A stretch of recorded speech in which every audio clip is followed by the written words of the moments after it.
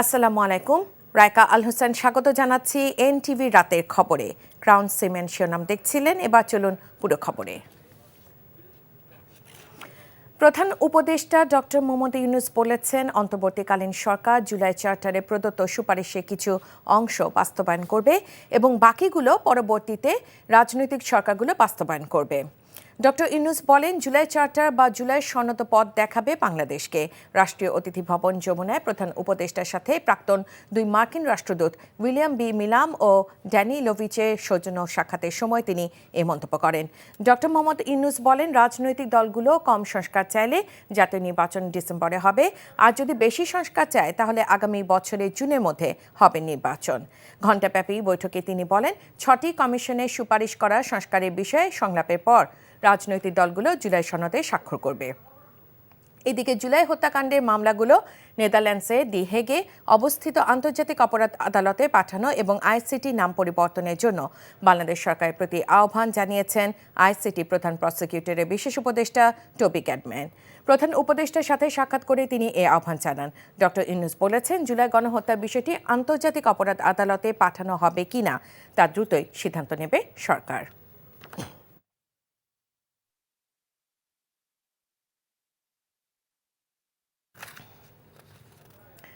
ভারতে পালিয়ে যাওয়া শেখ হাসিনা ও তার দল নির্বাচনে অংশগ্রহণ করতে পারবে কিনা তা এখনো পরিষ্কার নয় উল্লেখ করে প্রফেসর মোহাম্মদ ইউনূস বলেন, সেই সিদ্ধান্ত আওয়ামী লীগকেই নিতে হবে। বিবিসিকে দেয়া একান্ত সাক্ষাৎকারে অন্তর্বর্তী সরকার প্রধান উপদেষ্টা ডক্টর মোহাম্মদ ইউনূস একথা বলেন।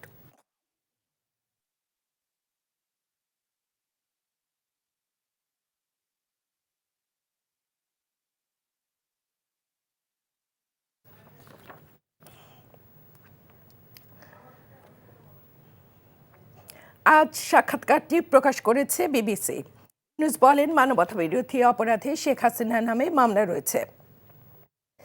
এ পরিস্থিতিতে আওয়ামী লীগকে সিদ্ধান্ত নিতে হবে তারা নির্বাচনে অংশগ্রহণ করবে কিনা।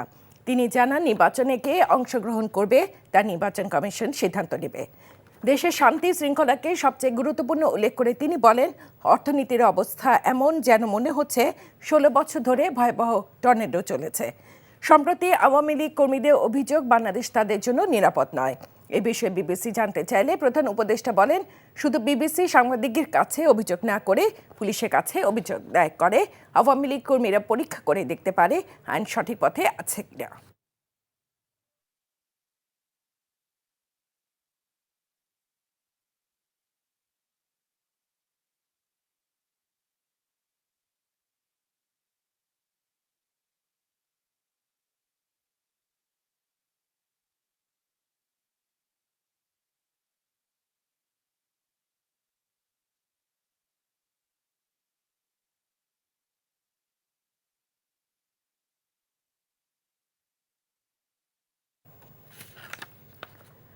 অর্থ পাচার মামলায় বিএনপির ভারপ্রাপ্ত চেয়ারম্যান তারেক রহমান ও ব্যবসায়ী গিয়াসউদ্দিন আল মামুনকে খালাস দিয়েছে আপিল বিভাগ। প্রধান বিচারপতি ডক্টর সৈয়দ রেফাত আহমেদের নেতৃত্বাধীন আপিল বেঞ্চ এ রায় দেন। রায়ের মাধ্যমে ন্যায় বিচার প্রতিষ্ঠা হয়েছে বলে মনে করেন আসামি পক্ষের আইনজীবীরা। হাসান জাবেদীর রিপোর্ট। সিঙ্গাপুরে অর্থ পাচারের দায়ে 2013 সালে ঢাকার বিশেষ জজ আদালত ব্যবসায়ী গিয়াসউদ্দিন আল মামুনকে 7 বছরের কারাদণ্ড এবং বিএনপির ভারপ্রাপ্ত চেয়ারম্যান তারেক রহমানকে অভিযোগ থেকে খালাস দেয়। তারেক রহমানের খালাসের রায়ের বিরুদ্ধে হাইকোর্টে আপিল করে দুর্নীতি দমন কমিশন। শুনানি শেষে 2016 সালে তারেক রহমানকে 7 বছরের কারাদণ্ড এবং 20 কোটি টাকা জরিমানা করা হয়। হাইকোর্টের রায়ের বিরুদ্ধে গিয়াসউদ্দিন আল মামুন আপিল করেন। শুনানি শেষে আপিল বিভাগ তাকে খালাস দেয়। আপিল না করলেও খালাসের এই রায়ের সুবিধা পাবেন তারেক রহমান। অ্যাপেলেট ডিভিশনের full court presided by honourable chief justice, এবং উনি আমাদেরকে নির্দোষ সাব্যস্তে গিয়াসউদ্দিন আল মামুন সাহেবকে এই মামলায় খালাস দিয়েছেন। আর তারেক রহমান সাহেব যদিও এই মামলায় আপিল করতে পারেননি, আমরা আমাদের সুপ্রিম কোর্ট এবং ইন্ডিয়ান এবং পাকিস্তান সুপ্রিম কোর্টের বিভিন্ন জাজমেন্ট থেকে আমরা দেখিয়েছি যে যদি মামলা প্রিন্সিপাল অ্যাকিউজডের এগেনস্টে প্রমাণ না হয়, যদি মামলা দেখা যায় যে না এটা ইন্টেনশনালি করা হয়েছে হ্যারাসমেন্ট করার জন্য, হিউমিলিয়েশনের জন্য, এবং এই মামলা সাজা দেওয়ার মতো কোনো কিছু নাই, সেক্ষেত্রে কেউ যদি আপিল নাও করে কোর্ট ইচ্ছা করলে তাকেও এই খালাসের যে বেনিফিট এটা তাকেও দিতে পারেন। রায়ের প্রতিক্রিয়ায় আসামি পক্ষের আইনজীবীরা বলেন, রাজনৈতিকভাবে তারেক রহমানকে ফাঁসানো হয়েছিল, যা আপিল বিভাগের রায়ে স্পষ্ট হয়েছে।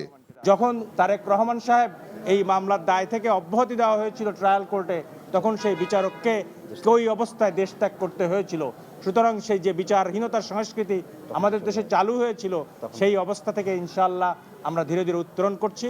আমরা আশা করছি আজকের মতো আগামী দিনেও এদেশের মানুষ ন্যায় বিচার পাবে। 2009 সালে অর্থ পাচারের অভিযোগে মামলা করেছিল দুর্নীতি দমন commission. Hasan Jabed, NTV news, Dhaka. July অভ্যুত্থান হঠাৎ করে আবির্ভূত হয়নি জানিয়ে 5ই আগস্ট ফ্যাসিবাদী হাসিনা সরকারের বিরুদ্ধে দীর্ঘস্থায়ী ক্ষোভে বিস্ফোরণ হয়েছে বলে কূটনীতিকদের জানিয়েছেন বিএনপি মহাসচিব মির্জা ফখরুল ইসলাম আলমগীর। কূটনীতিকদের সম্মানে বিএনপির দেয়া ইফতার অনুষ্ঠানে তিনি জানান, 5ই আগস্টের বিজয় নেতৃত্ব দিয়েছে বাংলাদেশের গণতন্ত্রপন্থী দলগুলো। বিস্তারিত ইফতেখার রেজার রিপোর্টে। ঢাকায় নিযুক্ত বিভিন্ন দেশের রাষ্ট্রদূত, হাইকমিশনার সহ বিদেশি কূটনীতিকদের সম্মানে রাজধানীর গুলশানে একটি হোটেলে ইফতারের আয়োজন করে বিএনপি। যুক্তরাষ্ট্র, যুক্তরাজ্য, ভারত, চীন, ইউরোপীয় ইউনিয়ন সহ 25টির অধিক দেশের কূটনীতিক, বিভিন্ন সংস্কার কমিশনের প্রধান, বুদ্ধিজীবী, শিক্ষাবিদ, সাংবাদিক সহ বিএনপির আমন্ত্রণে ইফতারে অংশ নেয়। সূচনা বক্তব্যে বিএনপি মহাসচিব মির্জা ফখরুল ইসলাম আলমগীর লিখিত বক্তব্যে বলেন, এদেশের মানুষের দীর্ঘদিনের পুঞ্জীভূত ক্ষোভই ফ্যাসিবাদের পতন ঘটিয়েছে।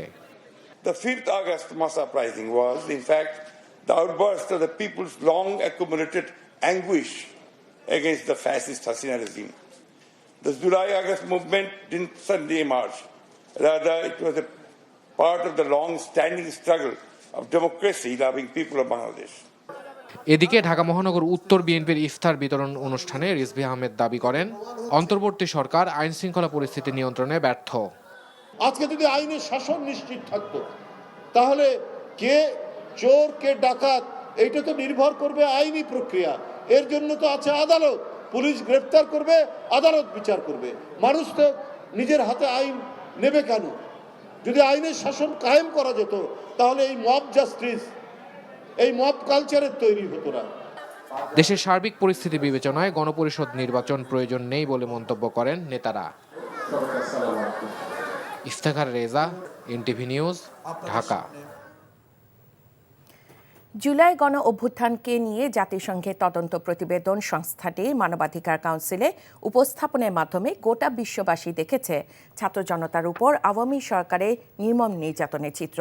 ফলে আন্তর্জাতিকভাবে দলটি গ্রহণযোগ্যতা হারিয়েছে বলে মনে করেন বিশেষজ্ঞরা। জাতিসংঘের নিরপেক্ষ তদন্ত প্রতিবেদনটি অভিযুক্তদের বিচারের ক্ষেত্রে মূল্যবান নথি হিসেবে ব্যবহৃত হবে বলে জানিয়েছেন আন্তর্জাতিক অপরাধ ট্রাইব্যুনালের চিফ প্রসিকিউটর শফি মাহমুদ সাগরের রিপোর্ট। বিশ্ববাসীর সামনে উপস্থাপিত হল জুলাই বিপ্লবে ছাত্র জনতার উপর নির্বিচার হামলার চিত্র। বুধবার সুইজারল্যান্ডের জেনেভায় বাংলাদেশের জুলাই অভ্যুত্থান নিয়ে সংস্থাটির তদন্ত প্রতিবেদন তুলে ধরেন জাতিসংঘের মানবাধিকার বিষয়ক হাইকমিশনার ভলকার তুর্ক।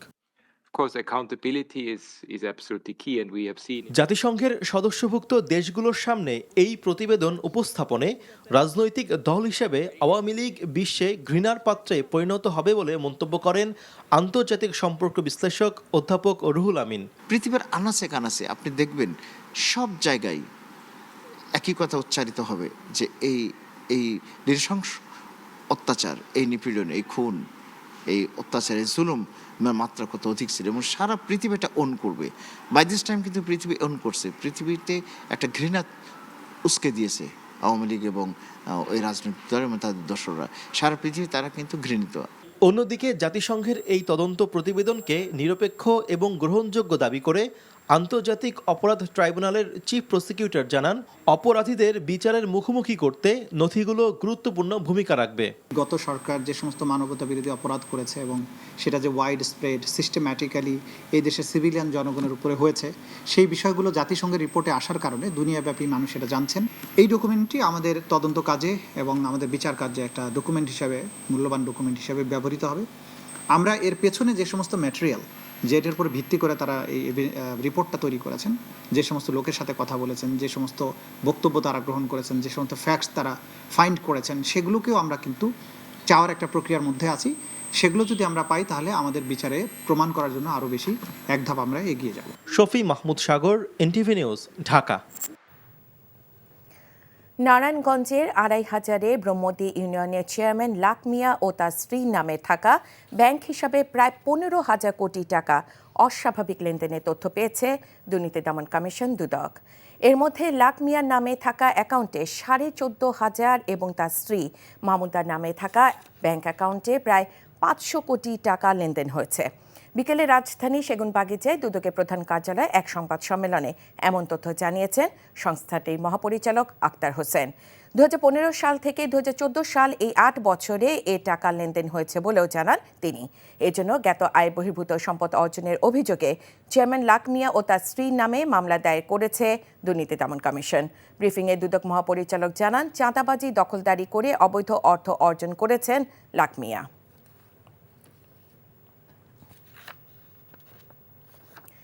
ঈদে লঞ্চ যাত্রীদের যাতায়াত নির্বিঘ্ন করতে বেশ কিছু সিদ্ধান্ত নিয়েছে নৌ পরিবহন মন্ত্রণালয়, যার মধ্যে রয়েছে ১৫ রমজান থেকে রাজধানীর 0 পয়েন্ট হতে সদরঘাট পর্যন্ত সড়ক উন্মুক্ত রাখা, যত্রতত্র বাস দাঁড়াতে পারবে না, অতিরিক্ত যাত্রী বহন করা যাবে না। সচিবালয়ে ঈদ উল ফিতর উপলক্ষে নৌপথে জলযানসমূহ সুষ্ঠুভাবে চলাচল ও নিরাপত্তা নিশ্চিত করতে নৌযান মালিক ও আইন শৃঙ্খলা রক্ষাকারী বাহিনীর সাথে প্রস্তুতিমূলক সভা শেষে এসব সিদ্ধান্তের কথা জানান নৌপরিবহন উপদেষ্টা অবসরপ্রাপ্ত brigadier general M Shakhawat Hossain.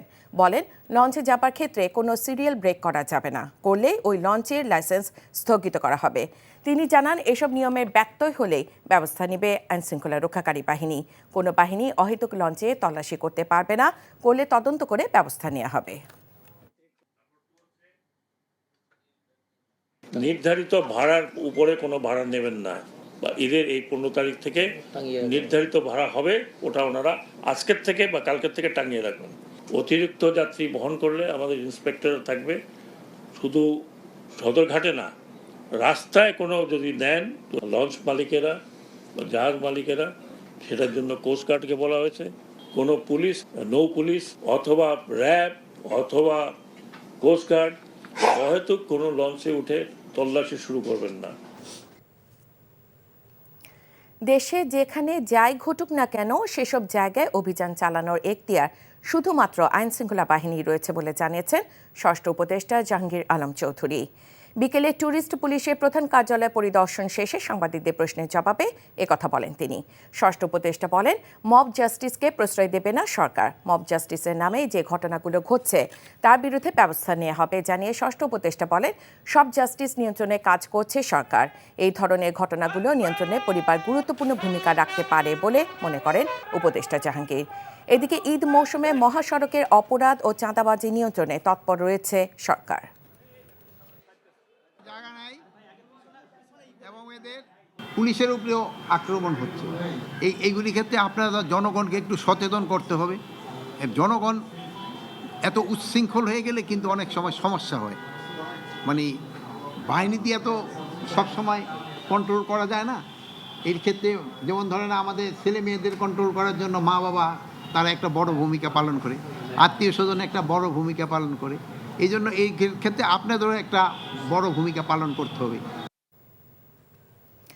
অস্থিরতার জন্য চলতি বছর জাতীয় নির্বাচন আয়োজন করা কঠিন হতে পারে বলে মন্তব্য করেছেন সদ্য গঠিত রাজনৈতিক দল জাতীয় নাগরিক পার্টি এনসিপির আহ্বায়ক নাহিদ ইসলাম।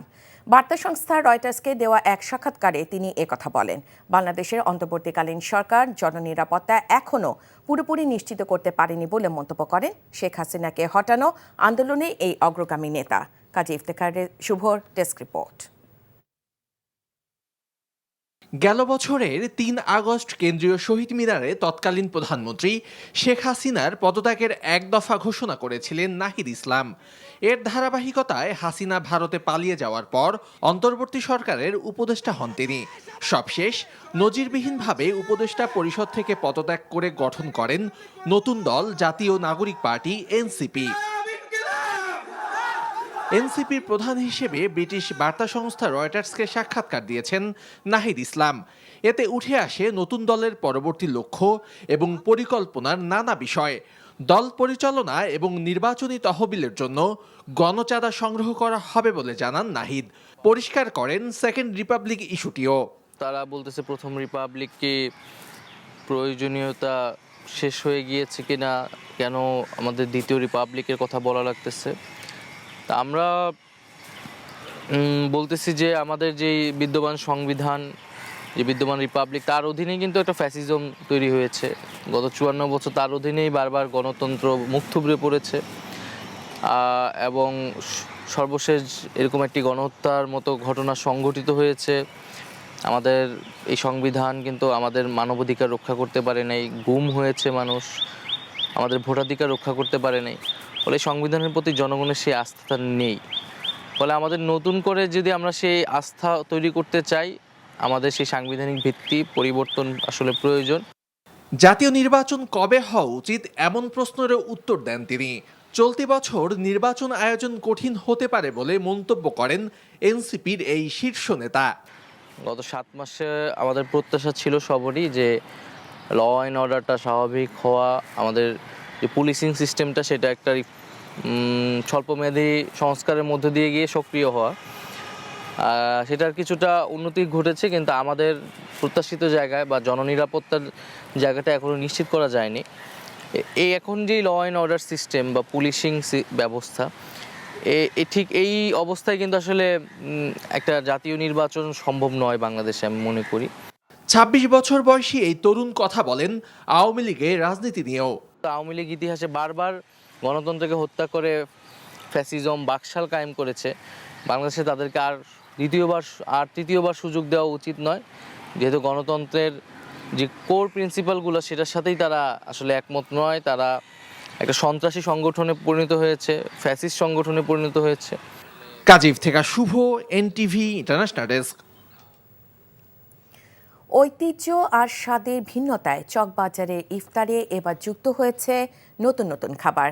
বড় বাপের পোলা, হরেক রকম কাবাব, শরবত, মিষ্টান্ন আইটেমের পাশাপাশি টার্কিশ খাবার, অন্থন সহ অনেক খাবার বিক্রি হচ্ছে। তবে অভিযোগ আছে অস্বাস্থ্যকর নোংরা পানির বরফ, পোড়া তেল ও নিম্নমানের মশলা দিয়ে অনেক সময় এসব খাবার তৈরি করা হয়। নিয়ামুল আজিজ সাদেকের রিপোর্ট।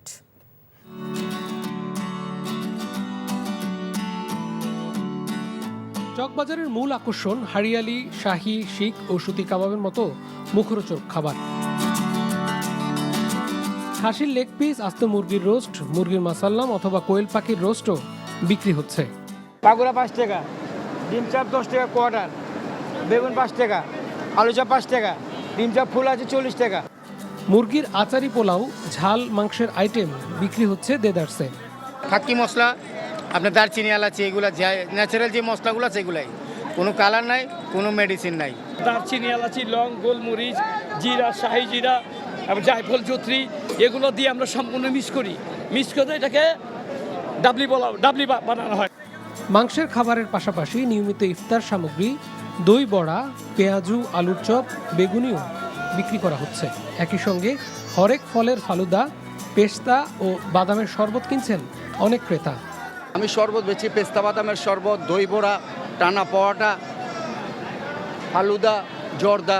ঐতিহ্যজনক খাবারও মোটামুটি হয়তো বাসায় প্রতিদিনই রান্না করা হয়, এখান থেকে হয়তো ইয়াতে কিনা হয়। যে হাইপ আছে যে বড় বাপের পোলাই খাই সেটা নিয়েছি, সুতি কাবাব নিয়েছি, কোয়েল নিয়েছি, চিকেন নিয়েছি। এইসব ঐতিহ্যবাহী খাবারের মান নিয়ে প্রশ্ন আছে। অভিযোগ আছে পোড়া তেল ও নোংরা বরফ দিয়ে খাবার তৈরি করছেন অনেকে।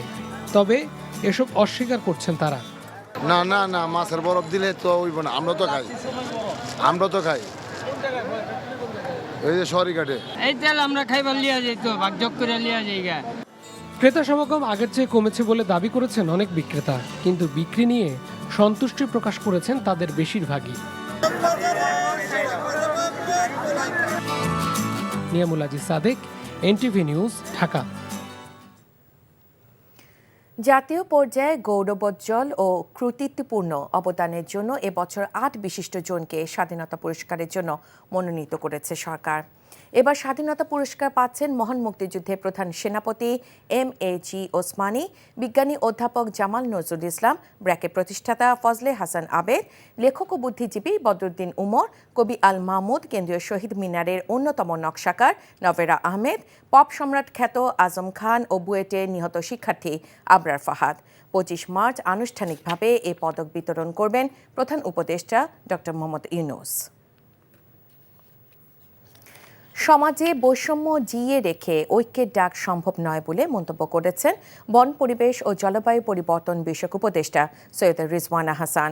বৈষম্যহীন সমাজ প্রতিষ্ঠায় ব্যক্তি স্বার্থের চেয়ে বৃহৎ স্বার্থে সবাইকে ঐক্যবদ্ধ হওয়ার তাগিদ দেন তিনি। সন্ধ্যায় রাজধানীর গোপীবাগে ঢাকা রামকৃষ্ণ মিশনে শ্রী রামকৃষ্ণ দেবের 190তম জন্মতিথি ও স্বামী বিবেকানন্দের বাংলাদেশে আগমনে 125তম বর্ষপূর্তি উপলক্ষে আয়োজিত 5 দিনব্যাপী উৎসবে একথা বলেন তিনি। রিজওয়ানা হাসান বলেন, সবাই ঐক্যবদ্ধ থাকলে অনেক বড় চ্যালেঞ্জ মোকাবিলা করা সম্ভব, কিন্তু আমাদের মধ্যে ক্ষুদ্র ক্ষুদ্র স্বার্থ এমনভাবে গেঁথে গেছে যার ফলে সত্যিকার অর্থে ব্যক্তির স্বার্থের বাইরে যাওয়া সম্ভব হয় না। এর জন্য ব্যক্তির স্বার্থের ঊর্ধ্বে গিয়ে দেশ ও মানুষের কল্যাণে সকল ভেদাভেদ ভুলে সবাইকে কাজ করার আহ্বান জানান তিনি। সমাজে বৈষম্য জিয়ে রেখে তো আপনি ঐক্যের ডাকটা দিতে পারবেন না। আপনাকে সত্যিকার অর্থেই প্রত্যেকটা জায়গা থেকে বৈষম্য সরাতে হবে এবং তারপরেই আপনি ন্যায় বিচার আর ঐক্যের কথা বলতে পারবেন। এখন আগে আপনি বৈষম্য সরাবেন নাকি আগে ঐক্যের কথা বলবেন? আমি তো মনে করি গোলটা আগে ঠিক করে নেওয়া দরকার। জুলাই গণ অভ্যুত্থানের চেতনা গত 5-6 মাসে অনৈক্যের কারণে কিছুটা ফিকে হয়ে গেছে বলে মন্তব্য করেছেন জামায়াতে ইসলামী নায়েবে আমির ডাক্তার সৈয়দ আবদুল্লাহ মোহাম্মদ তাহের। ৭১-এর পর থেকে অসৎ নেতৃত্বের কারণে বাংলাদেশ পিছিয়ে গেছে জানিয়ে জামায়াতের নায়েবে আমির বলেন, দুর্নীতিমুক্ত এবং টেকসই গণতান্ত্রিক রাষ্ট্র প্রতিষ্ঠা করতে চায় দলটি। রাজধানী লেডিস ক্লাবে ঢাকা মহানগর দক্ষিণ জামায়াত আয়োজিত ইফতার মাহফিলে এসব কথা বলেন তিনি।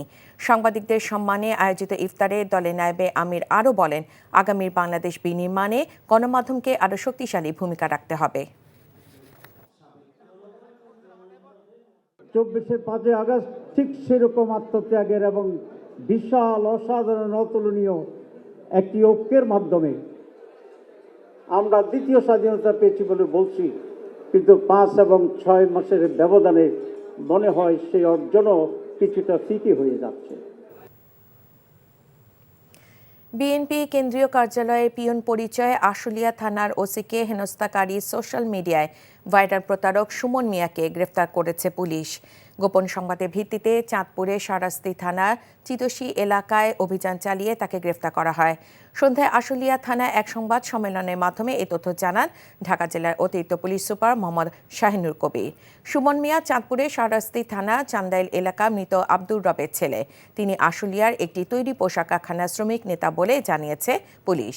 বুধবার বিএনপি কেন্দ্রীয় কার্যালয়ে পিয়ন পরিচয় গণমাধ্যম কর্মীদের সামনে আশুলিয়া থানার ওসি মনিরুল ইসলাম ডাবলুর সঙ্গে অসদাচরণ করে সুমন মিয়া। জুলাই আন্দোলনে শিক্ষার্থীদের বিরুদ্ধে অবস্থান নেয়া, আন্দোলন দমনে সংশ্লিষ্টতা এবং কর্মস্থলে অনুপস্থিত থাকার অভিযোগে রাজশাহী প্রকৌশল ও প্রযুক্তি বিশ্ববিদ্যালয় আওয়ামীপন্থী এক শিক্ষক ও 2 কর্মকর্তাকে বরখাস্ত করা হয়েছে। চাকরি থেকে অব্যাহতি দেয়া হয়েছে এক কর্মকর্তাকে। বিশ্ববিদ্যালয়ের 108তম সিন্ডিকেট সভায় এই সিদ্ধান্ত নেওয়া হয়। বরখাস্তকৃত শিক্ষক রাজশাহী মহানগর স্বেচ্ছাসেবক লীগ নেতা ও রসায়ন বিভাগের সহকারী অধ্যাপক সিদ্ধার্থ শঙ্কর সাহা। এছাড়া প্রকৌশল শাখার সহকারী প্রকৌশলী ও রুয়েটের ছাত্রলীগের সাবেক সভাপতি নাইম নমান নিবিড় এবং পদার্থবিদ্যা বিভাগের ডেটা প্রফেসর ও কর্মচারী সমিতির সাবেক সভাপতি মহিদুল ইসলাম। এছাড়াও পরিকল্পনা ও উন্নয়ন দপ্তরের প্রকৌশলী ও ছাত্রলীগের সাবেক আহ্বায়ক প্রকৌশলী হারুনুর রশিদকে চাকরি থেকে অব্যাহতি দেওয়া হয়। তাদের নামে জুলাই হামলায় ইন্ধনসহ নিয়োগ ও টেন্ডার বাণিজ্যের অভিযোগ রয়েছে। কুমিল্লায় বিটরুট চাষ করে তাক লাগিয়ে দিয়েছেন এক তরুণ। কম খরচে অধিক মুনাফা, মানবদেহের জন্য উপকারী পুষ্টিগুণ সমৃদ্ধ ওষুধই এ সবজির চাহিদাও বেশি। কুমিল্লা প্রতিনিধি মাহফুজ নান্টুর পাঠানো রিপোর্ট। কুমিল্লা বরুড়া উপজেলার গোবিন্দপুর গ্রামের জাকির হোসেন আয়ুর্বেদিক লেখাপড়া শেষ করে চাকরির পেছনে না ছুটে হয়েছেন উদ্যোক্তা। প্রথমবারের মতো 80 শতক জমিতে 70,000 টাকা ব্যয় করে চাষ করেছেন বিটরুট।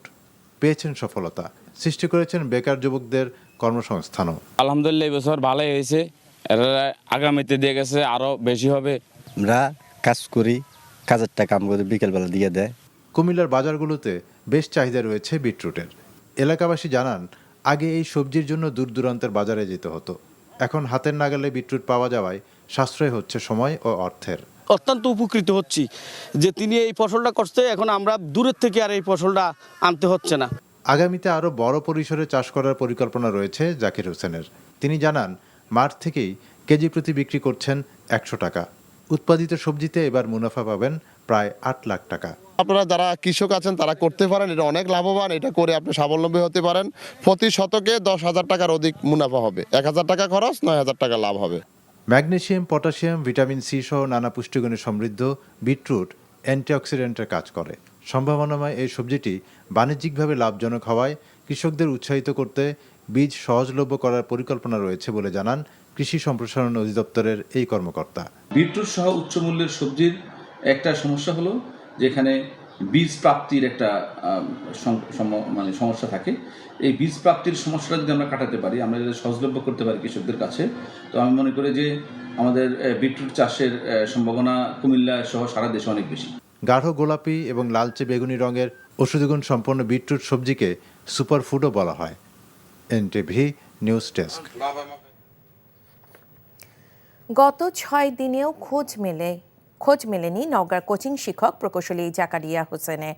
তার সন্ধানে দাঁড়ে দাঁড়ে ঘুরেও কোনো খোঁজ না পেয়ে অজানা শঙ্কায় দিন কাটছে পরিবারের সদস্যদের। গত 27 ফেব্রুয়ারি তিনি রাজশাহী থেকে সাভারে আসার পথে নিখোঁজ হন। সাভারে কর্মরত জাকারিয়া হোসেনের স্ত্রী মারুফা খাতুন জানান, নিখোঁজ হওয়ার সময় তার স্বামীর কাছে 10 ভরি স্বর্ণালংকার ও নগদ 15 লাখ টাকাও ছিল।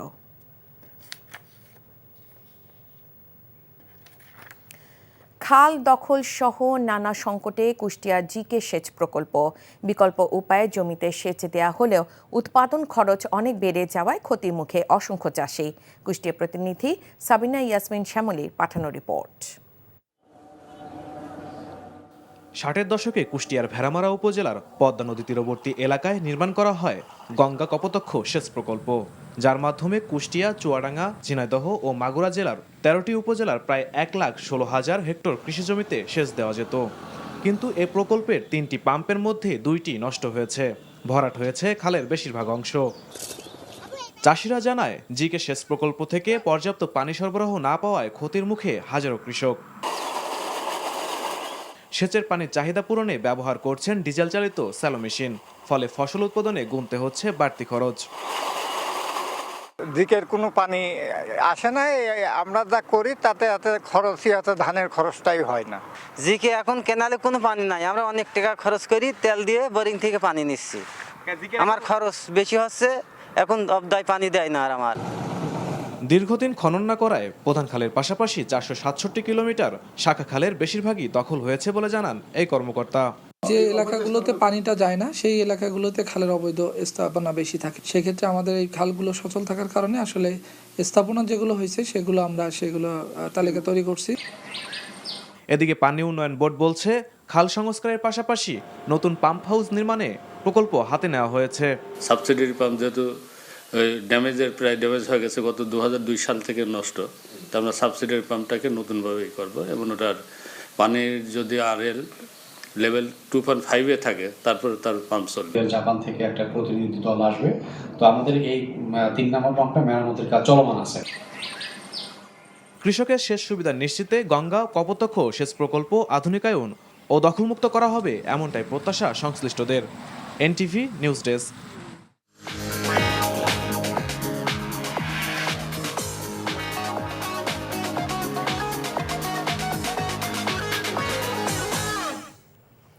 মার্কেন্টাইল ব্যাংক অর্থনীতির খবর। কর্মকর্তা কর্মচারীদের কর্মবিরতির মুখে পদত্যাগে অস্বীকৃতি জানিয়েছেন পুঁজিবাজার নিয়ন্ত্রক সংস্থা BSEC চেয়ারম্যান খন্দকার রাশেদ মাকসুদ। তিনি জানান, কোনো চাপের মুখে তিনি ও তার কমিশন নতি স্বীকার করবে না। কর্মকর্তাদের সঙ্গে দুর্ব্যবহার ও ক্ষমতার অপব্যবহারের অভিযোগে চেয়ারম্যান সহ কমিশনের পদত্যাগের দাবিতে দিনভর কর্মবিরতি পালন করে বিএসসির কর্মচারীরা। দুপুরে সংবাদ সম্মেলন করে তারা জানান, চেয়ারম্যান রাশেদ মাকসুদ পুঁজিবাজারের সম্পর্কে যথেষ্ট জ্ঞান রাখেন না। এদিকে বিকেল ৩টার দিকে সেনাবাহিনী ও কোস্ট গার্ড সদস্যদের কড়া নিরাপত্তার মধ্য দিয়ে অফিসে যান চেয়ারম্যান খন্দকার রাশেদ মাকসুদ। সাংবাদিকদের তিনি জানান, সরকারের নির্দেশনায় নিজেদের কাজ ও দুর্নীতির চলমান তদন্ত এগিয়ে নিয়ে যাবে তার কমিশন।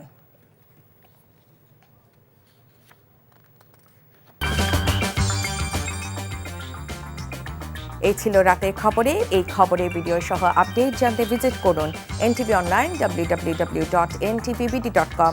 এছাড়াও NTV জনপ্রিয় সব অনুষ্ঠান ও খবরের আপডেট জানতে ভিজিট করুন আমাদের ইউটিউব ও ভেরিফাইড ফেসবুক পেজ। রাত ১টায় মধ্যরাতের খবর দেখার আমন্ত্রণ জানিয়ে বিদায় নিচ্ছি। ধন্যবাদ সবাইকে।